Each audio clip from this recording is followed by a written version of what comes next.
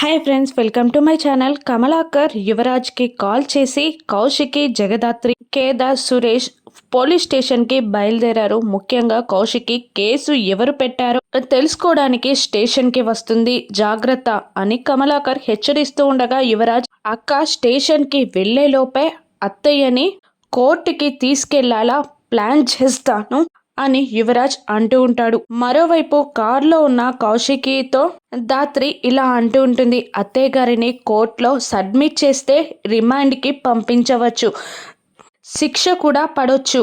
మనం అత్తయ్య గారిని కోర్టులో సబ్మిట్ చేయకుండా ఆపాలి వదినా అని అంటూ ఉండగా కౌశికి, సురేష్ ఇద్దరు టెన్షన్ పడుతూ ఉంటారు. కౌశికి ఎస్ఐకి కాల్ చేయబోతూ ఉంటుంది. ఎస్ఐ కాల్ లిఫ్ట్ చేసే లోపు యువరాజ్ ఆ ఎస్ఐ చెయ్యిని పట్టుకొని కాల్ లిఫ్ట్ చేయకుండా ఆపి అదే చేతిలో డబ్బుల కట్టని పెడతాడు. ఇక ఫోన్ లిఫ్ట్ చేయడు ఎస్ఐ. హడావుడిగా కౌశికి వాళ్ళు స్టేషన్కి చేరేలోపే ఆదిలక్ష్మిని ఎస్ఐ కోర్టుకి తీసుకెళ్లబోతుండగా ఆదిలక్ష్మి అసలు నా పైన కేసు ఎవరు పెట్టారు అని ఎస్ఐని అడుగుతూ ఉండగా నీ కోడలు కౌశికియే నీ మీద కేసు పెట్టింది అనగానే ఆదిలక్ష్మి గుండె బద్దలైనట్టు ఫీల్ అవుతూ ఉంటుంది. ఆదిలక్ష్మిని కోర్టుకి తీసుకొని బయలుదేరుతాడు ఎస్ఐ.